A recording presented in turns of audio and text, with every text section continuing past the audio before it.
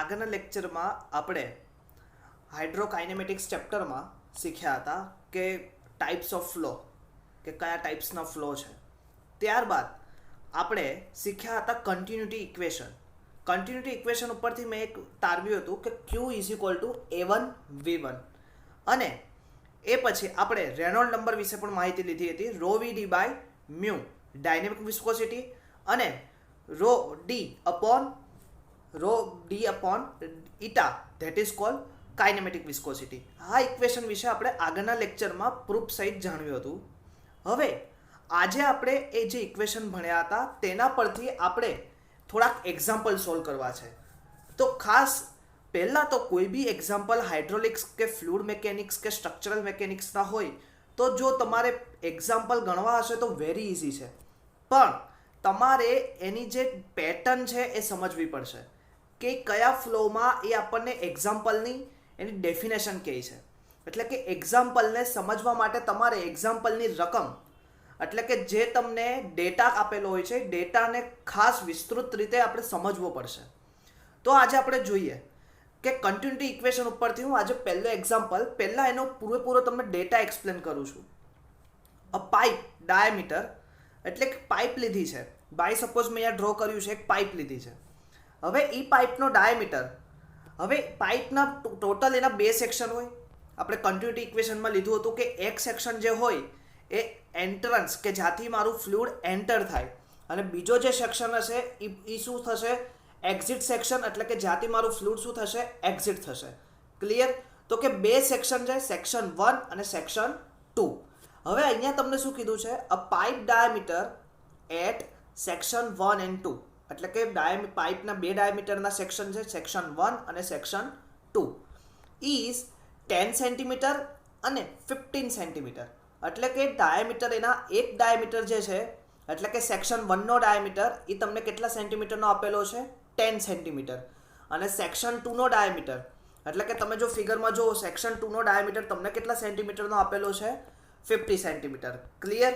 તો કે એક વસ્તુ ખબર પડી ગઈ. તો કે તમને એક પાઇપ આપેલી છે, પાઇપનો ડાયામીટર આપેલો છે સેક્શન 1 આગળ પાઇપનો ડાયામીટર 10 સેન્ટીમીટર અને સેક્શન 2 આગળ પાઇપનો ડાયામીટર તમને કેટલો આપેલો છે, 15 સેન્ટીમીટર. ક્લિયર અહીંયા સુધી? હવે થોડુંક અહીંયાથી આગળ વાંચવાનું.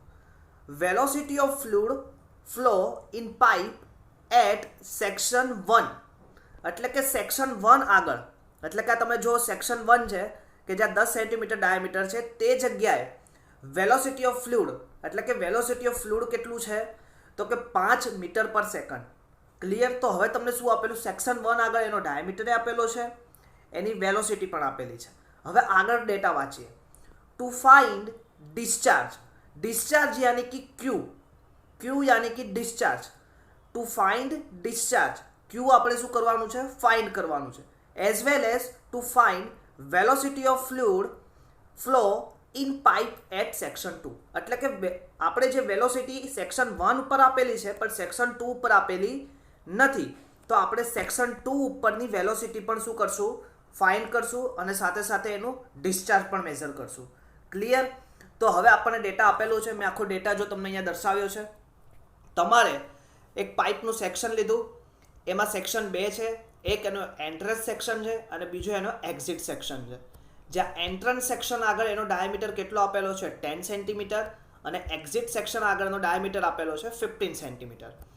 હવે જ્યાંથી એન્ટ્રન્સ સેક્શન થાય એટલે કે સેક્શન 1 આગળ જે ફ્લુઇડ છે એની વેલોસિટી 5 મીટર પર સેકન્ડ છે, જ્યારે એક્ઝિટ સેક્શન આગળ એની વેલોસિટી અનનોન છે એટલે કે અમે જાણતા નથી, એને ફાઇન્ડ કરવાની છે.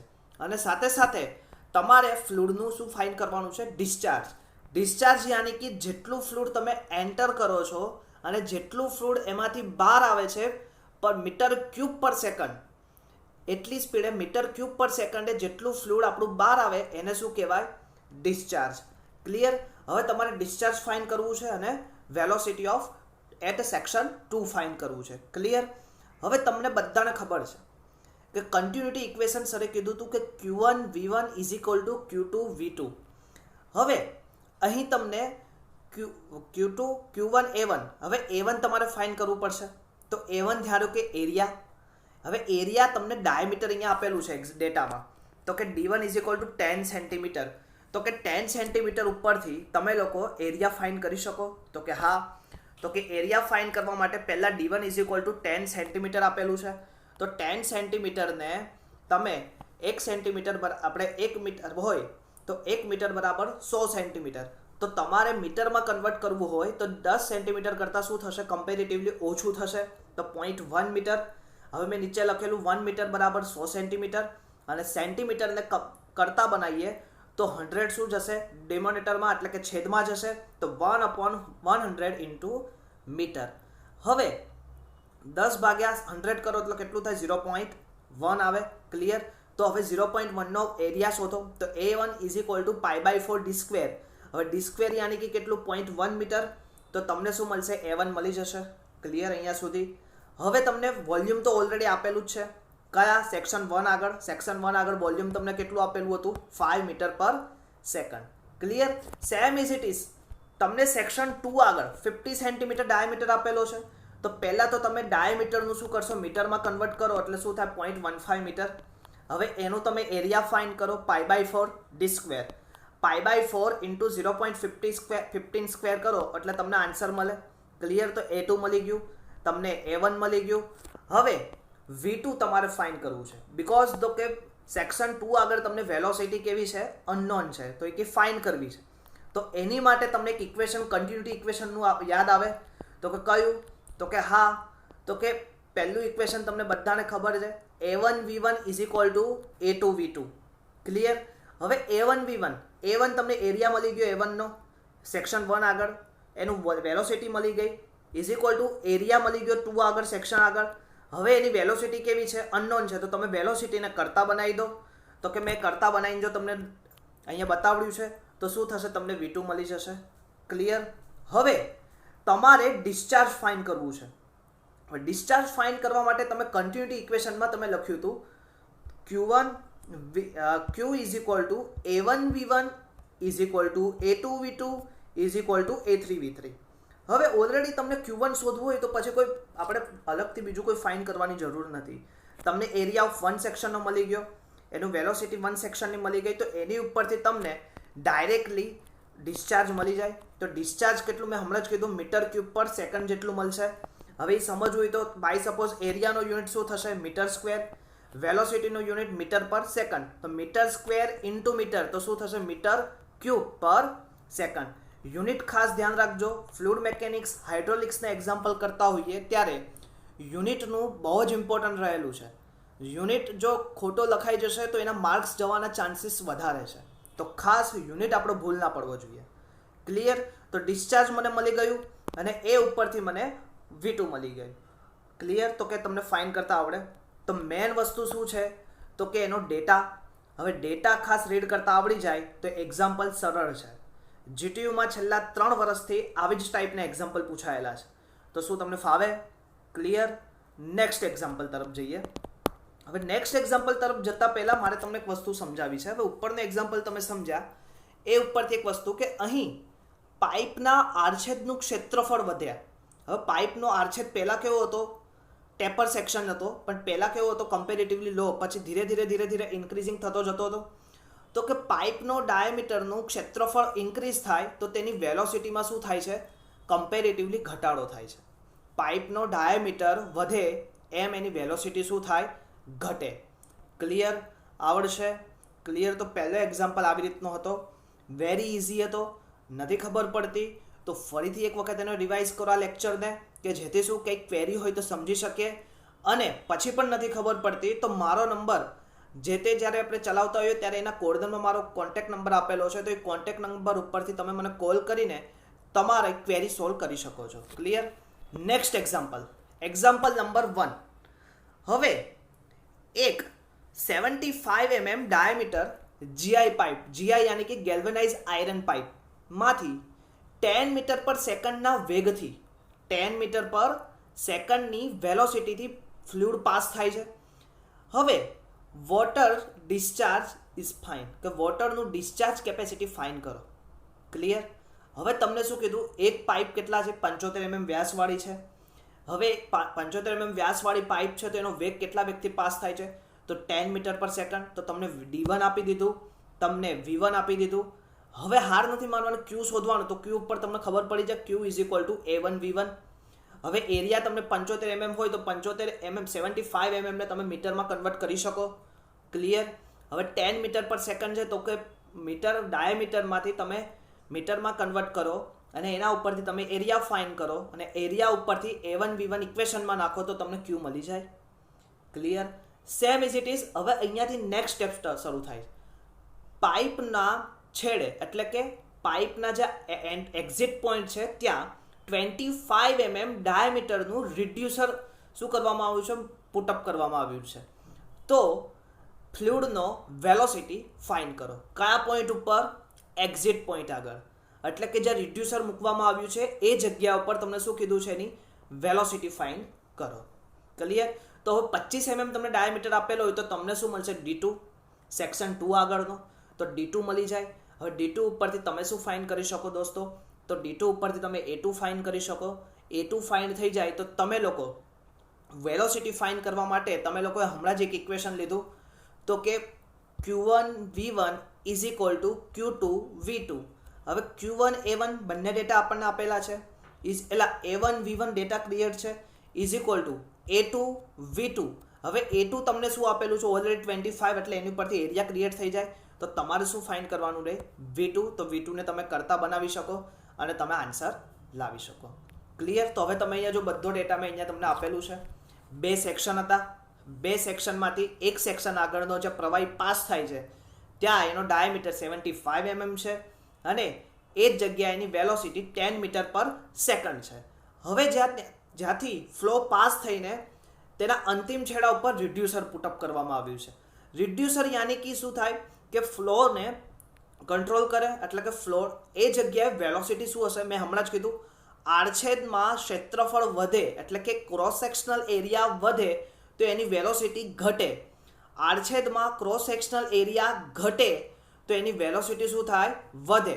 તો કે અહીંયા હવે છેડા બાજુ એની વેલોસિટી કેવી થશે? કમ્પેરેટિવલી ઇન્ક્રીઝિંગ થશે. હવે તમને D2 25 mm આપેલું છે તો એની ઉપર તમે એરિયા ફાઇન્ડ કરી શકો. એરિયા ઉપરથી તમે A1V1 is equal two A2V2 equation put up કરી શકો.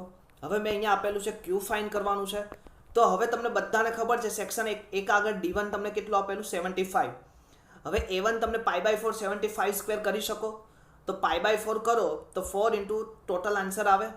હવે આ આન્સર mm સ્ક્વેરમાં આવ્યું છે. તમારે આન્સર શેમાં લાવવાનો છે? મીટર સ્ક્વેરમાં. તો તમારે શું કરવું પડશે?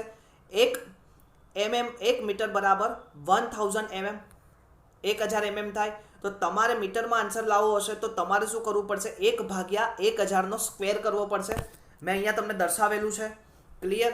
તો 1/1000 સ્ક્વેર કરો તો મીટર સ્ક્વેરમાં આન્સર આવે. તો મેં અહીંયા પુટઅપ કર્યું તો આન્સર કેટલો આવ્યો? 0.004417 મીટર સ્ક્વેર. ક્લિયર. હવે V1 તો ઓલરેડી તમને ગીવન હતું 10 મીટર પર સેકન્ડ. તો તમને ડિસ્ચાર્જ મળી જાય. તો Q is equal to A into V. હવે એ તમે ઓલરેડી ઉપર ફાઇન્ડ કરી દીધું 0.4417 અને V તમે ફાઇન્ડ કર્યું 10. તો ટોટલ આન્સર તમને મળી જાય 0.04417 metre cube per second. Clear અહીંયા સુધી? તો અહીંયા સુધી આપણને ખબર પડી ગઈ. હવે આગળ કે ડિસ્ચાર્જ મને મળી ગયું પણ મારે તો શું ફાઇન્ડ કરવું છે? V2 એટલે કે વેલોસિટી એટ પોઈન્ટ 2. તો એની માટે તમારે to find velocity at section 2 reducer. તો રિડ્યુસરના સેક્શનનું તમારે ફાઇન્ડ કરવું હોય તો તમારે શું કરવું પડશે? પહેલાં A1V1 is equal two A2V2. હવે રિડ્યુસરનો ડાયામીટર તમને આપેલો છે કેટલો? 25 mm. તો 25 mm ડાયામીટર હોય તો તમે π/4 D2 સ્ક્વેર કરીને 25 નો સ્ક્વેર 490 mm સ્ક્વેર આવે. હવે 490 mm square divided by 1000 square કરી શકો તો તમને શું આન્સર મળશે? 0.0049049087. હવે એ આન્સર તમે અહીંયા પુટઅપ કરો. A1 મળી ગયું, V1 ક્રિએટ થઈ ગયું, A2 તમે ફાઇન્ડ કર્યું પણ V2 તમારે ફાઇન્ડ કરવાનું છે. તો તમને એની ઉપરથી V2 મળી જાય. તો V2 કેટલું આવ્યું તમારું? 89.98. હવે તમે જુઓ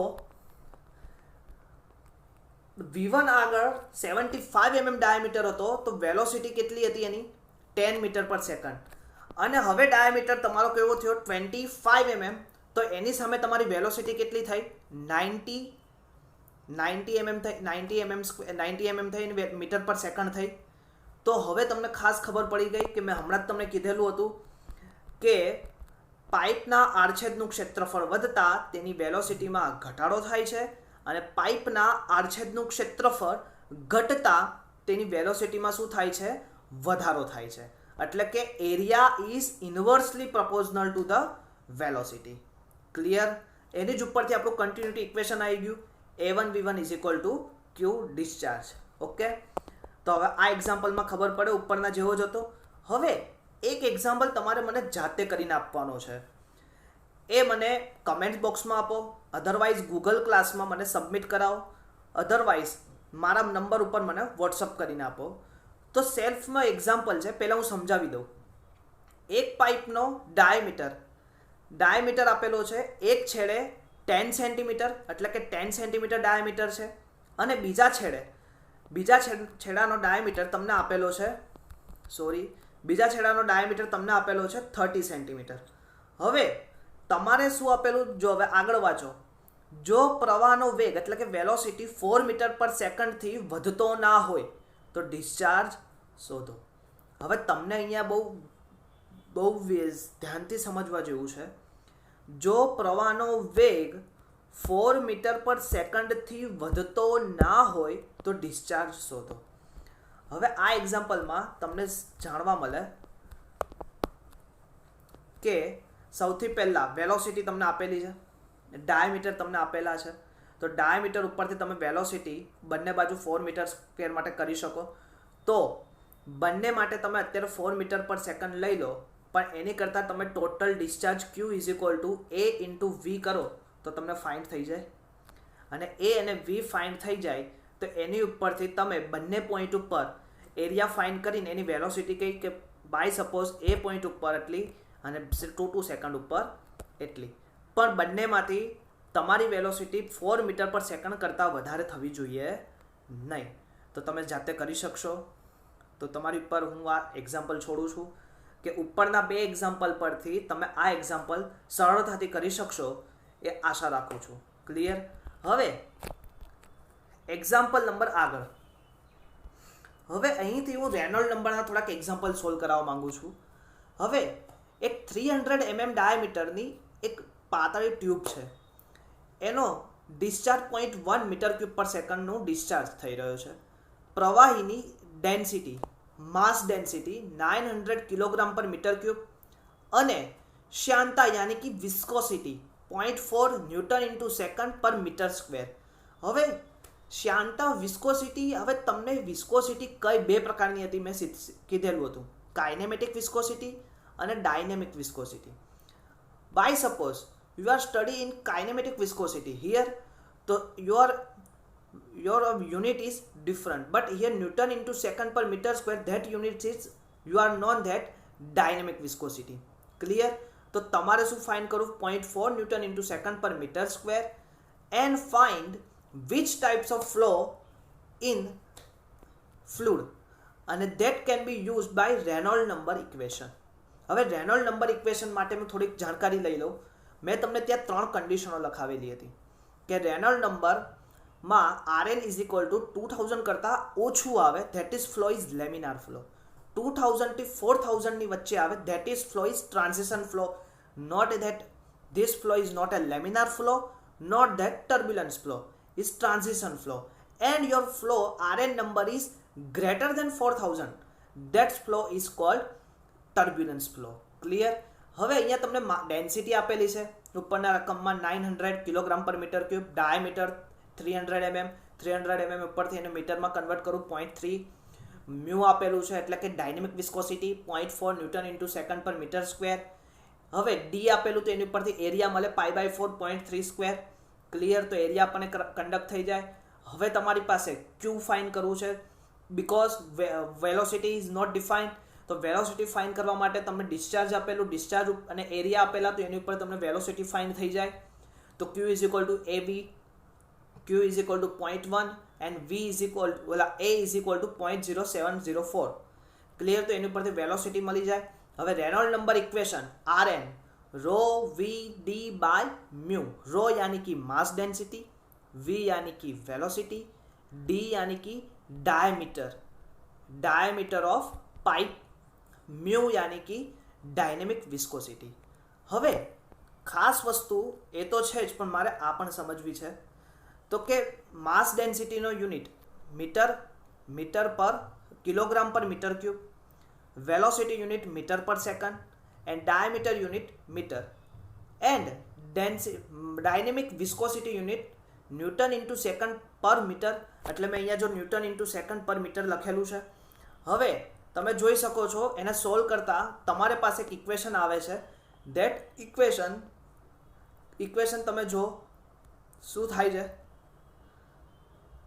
યુનિટલેસ.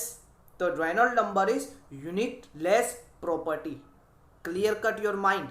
રેનોલ્ડ નંબર ઇઝ યુનિટલેસ પ્રોપર્ટી. આની પહેલાંની યુનિટલેસ પ્રોપર્ટી કઈ આવી હતી? Specific gravity. એની પછીની યુનિટલેસ પ્રોપર્ટી કોઈ આવી છે? ના. That is second unitless property. First is Reynold number, second is specific gravity, and third one you are studying structural Poisson ratio. Is three value is unitless properties, not then, and one either is most probable use strain, change in length per original length, that is also is unitless property. એટલે ખાસ યાદ રાખવું કે અમુક properties હોય છે કે that is a unitless property. Clear? હવે અહીંયા તમે સોલ્વ કર્યું તો એની ઉપરથી 955.8 આવ્યું. હવે તમને દેખાતા જ ખબર પડે 955.8 ધેટ ઇઝ કોલ્ડ કેવું છે? લેસ દેન 200 કરતા. તો લેસ દેન 200 હોય તો that flow is laminar flow. Clear? Easy example છે, જીટીયુમાં ઘણી વખત પૂછાયેલો એક્ઝામ્પલ છે, ખાસ યાદ રાખજો. Next example. આ એક્ઝામ્પલ તમારે મને જાતે કરીને આપવાનો છે. Self a pipe 250 mm diameter, 2.5 meter per second velocity, and mass density 900 kilogram per meter cube, viscosity यानी कि dynamic viscosity 0.4 Newton into second per meter square. To find types of flow and determine the Reynolds number and define this flow. Clear? All values given here. That can be not used as discharge, because discharge અહીંયા find કરવાની જરૂર નથી, because directly તમને velocity આપેલી છે.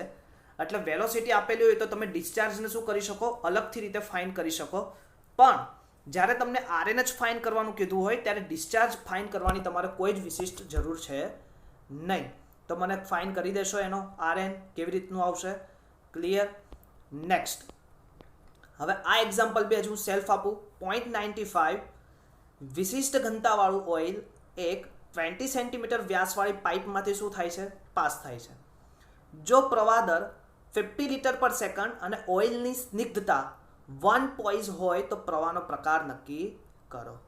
Row આપેલું છે 95 × 1000, તો એની ઉપરથી તમને 950 કિલોગ્રામ પર મીટર ક્યુબ મળી જાય, because 1000 is water mass density. એ 0.20 આપેલું છે તો એની ઉપર તમને એરિયા ક્રિએટ થઈ જાય. ક્યુ આપેલું છે લિટર પર સેકન્ડ. હવે એક યાદ રાખજો, 1 મીટર ક્યુબ બરાબર 1000 લિટર. હવે અત્યારે તમને લિટર આપેલું છે, તમારે એને મીટર ક્યુબમાં કન્વર્ટ કરવું હોય તો 1/1000 કરવું પડશે. મેં જે કર્યું છે 50/1000, તો તમને ક્યુ શું મળશે? 0.05 metre cube per second. Viscosity તમને 1 પોઈઝ यानी कि unit of dynamic viscosity 0.1 poise is equal to 0.1 newton into second per metre square. હવે ક્યુ આપેલું છે એટલે A1 V1 V મળી જાય.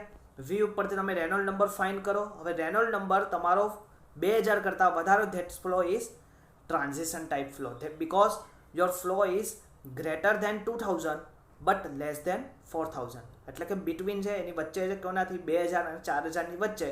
That flow is transition flow. Clear? તો આજના લેક્ચરમાં આપણે ચેપ્ટર નંબર કાઇનેમેટિક વિસ્કોસિટીમાંથી જે આપણે ચેપ્ટર ભણ્યા હતા ફ્લુઇડ કાઇનેમેટિક્સ, તો એનો સંપૂર્ણતઃ અભ્યાસ આપણે કર્યો. એમાં આપણે ટાઈપ્સ ઓફ ફ્લો વિશે જાણ્યું. એના પછી આપણે કન્ટિન્યુટી ઇક્વેશન વિશે વિશિષ્ટ માહિતી લીધી. એના પછી આપણે પ્રોપર્ટીઝ એટલે કે પ્રોપર્ટીઝ કે ફ્લુઇડની રેનોલ્ડ નંબર વિશે આપણે માહિતી લીધી. અને ત્યારબાદ આજે આપણે એના એક્ઝામ્પલ સોલ્વ કર્યા. તો આ સાથે આપણે આ ચેપ્ટરનો જે મહત્વનો ભાગ છે એ અહીં આપણે પૂરો કર્યો છે. હજી પણ કોઈ જો ક્વેરી હોય તો મને કમેન્ટ બોક્સમાં અથવા તો મને પર્સનલ નંબર ઉપર ડાયરેક્ટલી કોલ કરીને તમે આની માહિતી તમે લઈ શકો છો. ઠીક છે, તો thank you all of you. Next લેક્ચરમાં આપણે ફરીથી મળશું. નેક્સ્ટ લેક્ચરમાં આપણે નવું ચેપ્ટર યાની કે ફ્લુઇડ ડાયનેમિક વિશેની ડિટેલ ચર્ચા કરશું. તો ફરીથી આ લેક્ચરને સિરીઝને તમે આગળ શેર કરતા રહો, સબસ્ક્રાઈબ કરો અને લાઈક કરો. Thank you all of you.